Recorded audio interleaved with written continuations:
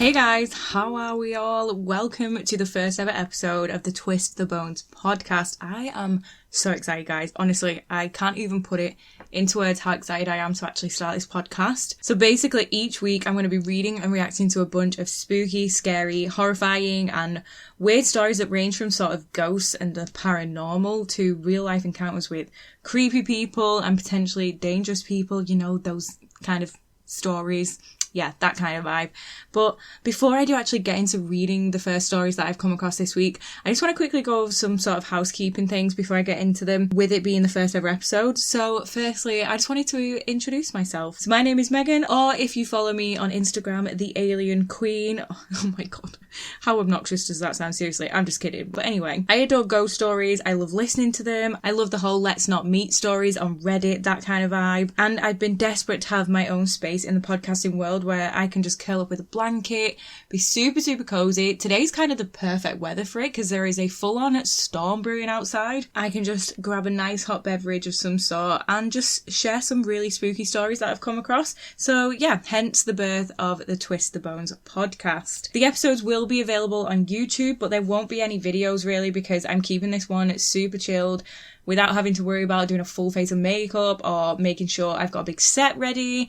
It's just nice and chill, just audio, and I can just be the potato that I am at home and yeah, not worry about having to film myself. So I will always credit the people who wrote these stories, so all of the information will be in the description of each episode. So if you want to go and support those content creators, the links and everything to each of these stories will be posted in each description.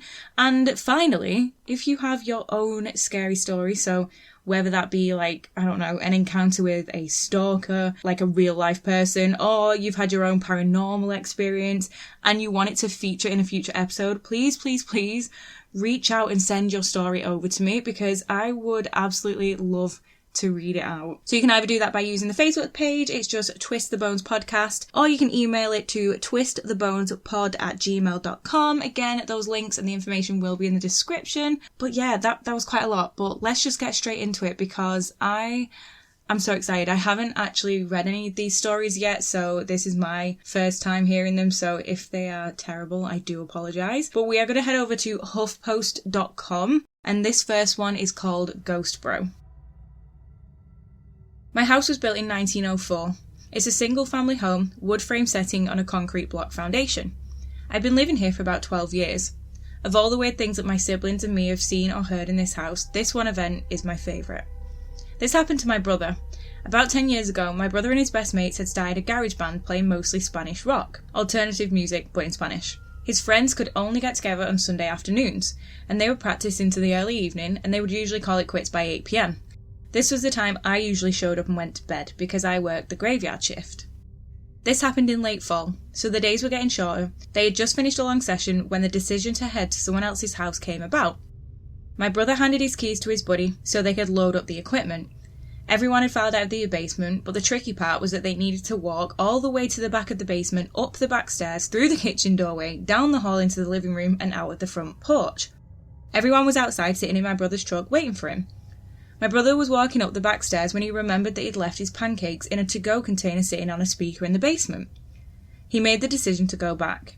Now the basement is not clean, with full sight lines. There had been partitions made and the boiler and main heating units are right smack in the middle. So after my brother walks back, he's about to retrieve his food container when out of the corner of his eye he sees it. It's a shadowy figure, right at his peripheral vision. This feeling of dread and uneasiness washed over my brother. We've been taught that if you are in the presence of a spirit or a ghost and you feel a bad vibe, to say a quick prayer or to cuss at it. My brother chose the latter, and he basically just told it, "Hey, fuck you, I don't have time for this shit."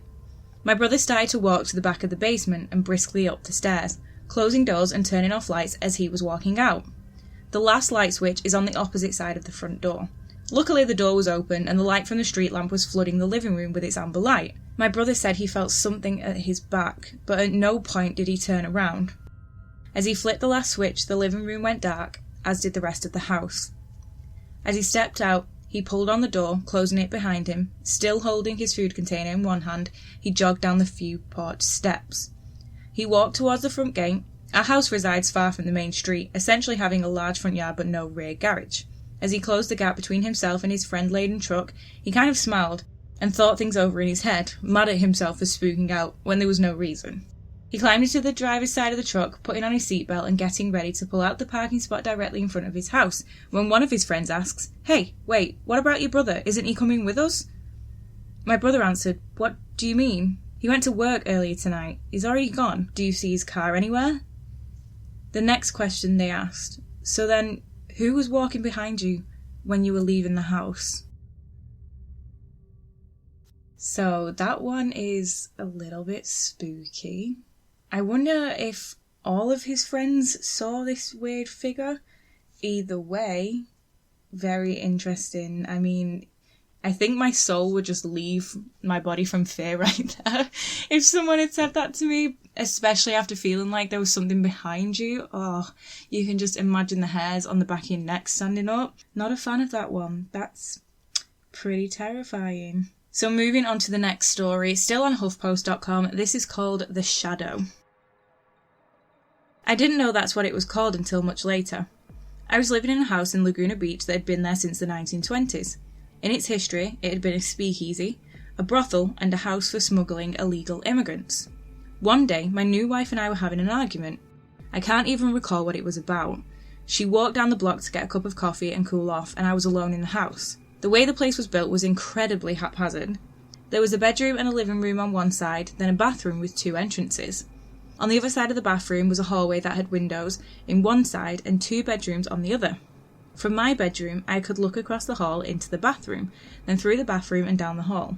I was standing at my dresser, and I just noticed movement out of the corner of my eye and looked down there.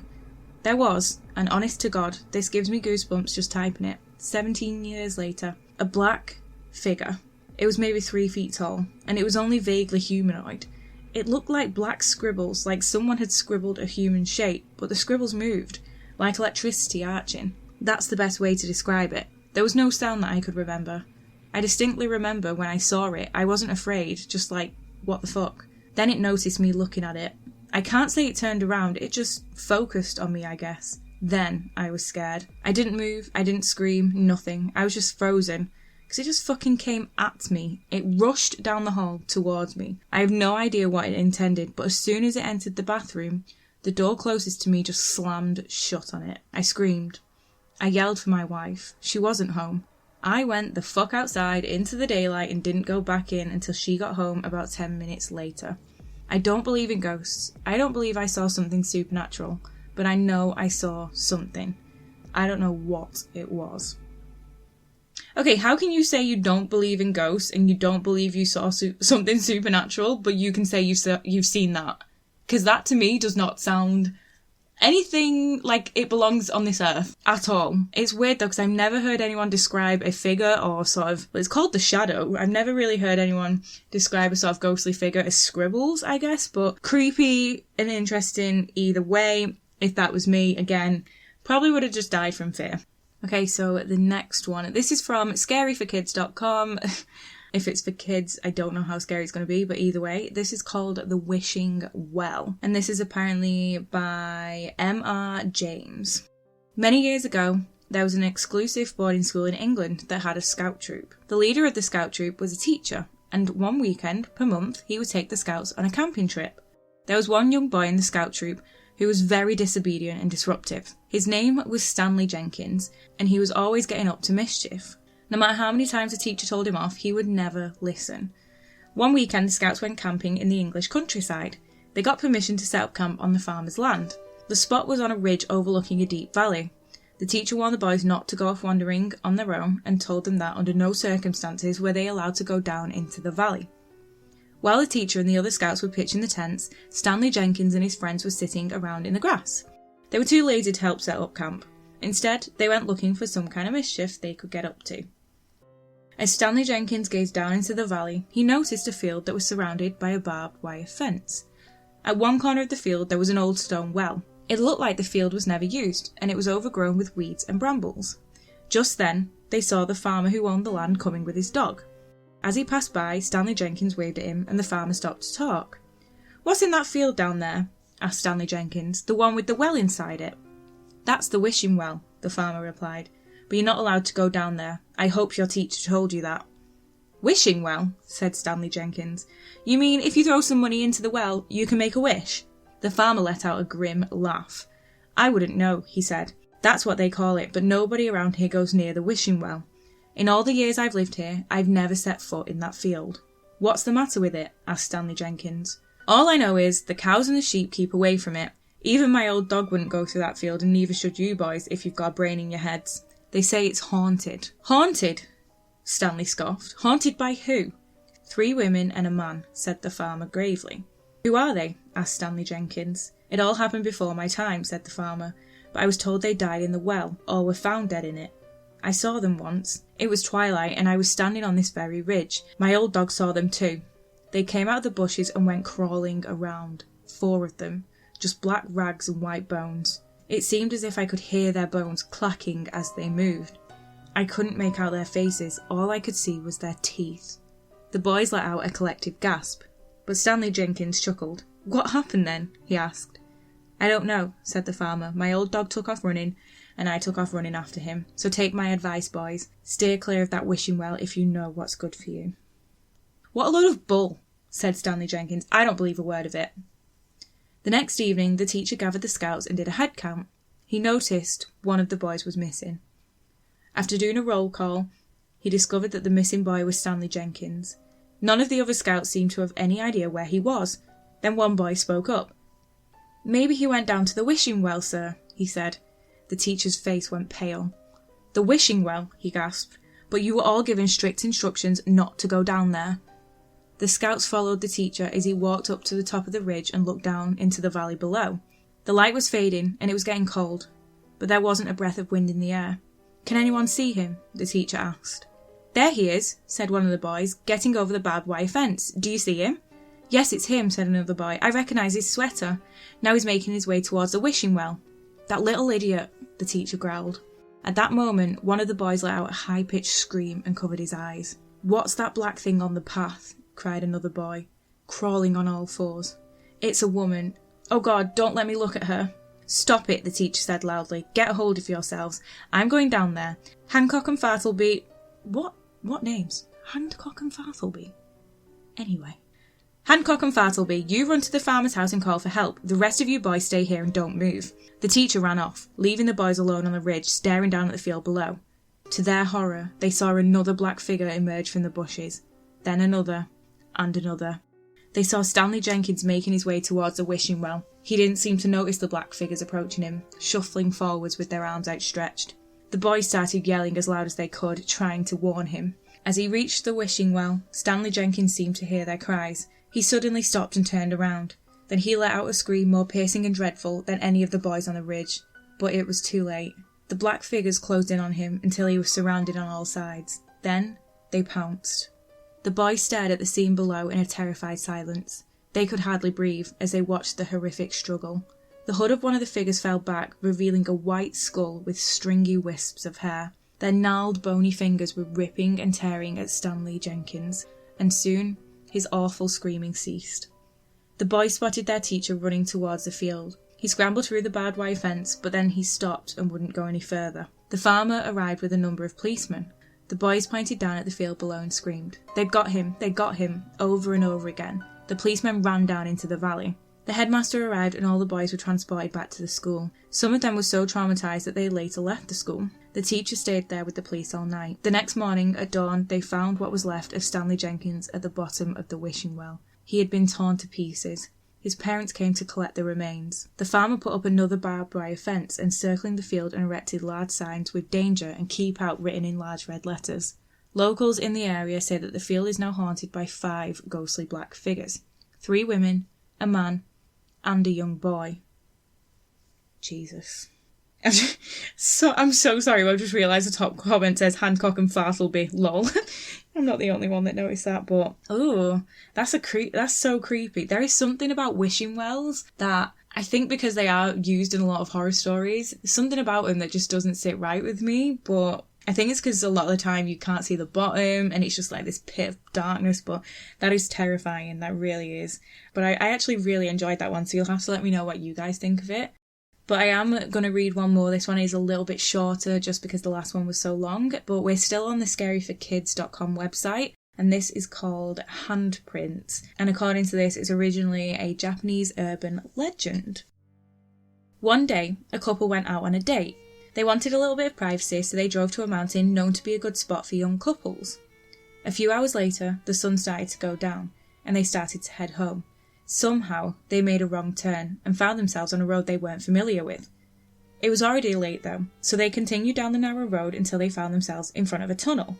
They definitely hadn't passed through it on their way in, and it was definitely creepy, but it was the only way they could go. They slowly drove into the tunnel. Bang! As soon as the darkness enveloped the car, something hit the rear window. Startled, the woman turned around to see what it was, but she didn't see anything. There weren't even any other cars behind them.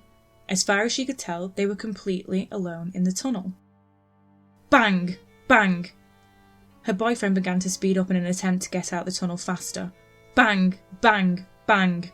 Bang! Bang! Bang! It sounded as if dozens of things were striking the car from all directions. The man pressed his foot harder on the gas pedal. They both wanted to get somewhere with people as soon as possible. The tunnel ended after what seemed like an eternity, and shortly thereafter, they found their way to a small gas station on the side of the road. The two got out of their car and felt relief as they stood under the bright lights. Just as they were getting ready to get back in the car, the woman noticed that there were handprints all over the windows. They were in all sizes, and there was barely an inch of space on the glass that wasn't covered in handprints. Shaken, they asked the gas station worker to clean the windows for them. The two sat back in the car and watched as the man quickly got to work on cleaning the windows. As he wiped and scrubbed, the two in the car felt a cold fear creep up their spines. He continued scrubbing all the same, but when he finished all the windows, he cocked his head to the side and walked up to the driver's side window not lightly. "I'm sorry," he said, "but all of these handprints are on the inside." Oh, God, that one's made me feel a bit sick. Oh, I don't like that one at all. So basically, I used to have to go through the Merseyside tunnels, so the tunnels in Liverpool, quite a lot. And my anxiety goes through the roof. I don't like any form of tunnels when I'm driving. Well, in general, I'm not a fan because I'm claustrophobic. I have really bad anxiety with stuff like that, and that just triggers me so much. Oh, I hate it so much. So imagine being in one that's not lit, that's pitch black, and hearing that. That would be terrifying. Then seeing the handprints is disgusting alone. And then to find out that the handprints are on the fucking inside of the car. Oh my God. Absolutely not. Like I said, I think I'd just pass out again. I'd just die from fear. Goodbye, soul. No, thank you. But I'm going to leave it there for today, guys, because that one's made me feeling all kinds of gross. But that is going to be the final story on today's episode. But you'll have to let me know what you thought about these stories. You can head on over to my YouTube channel, or you can head over to the Facebook page and leave your thoughts over there. I'd love to know, because that last one, no. Thank you so much for listening today, guys, and joining me on the first ever episode. It means a lot to me, but feel free to drop me your stories over on the email address. Like I said, it is twistthebonespod@gmail.com.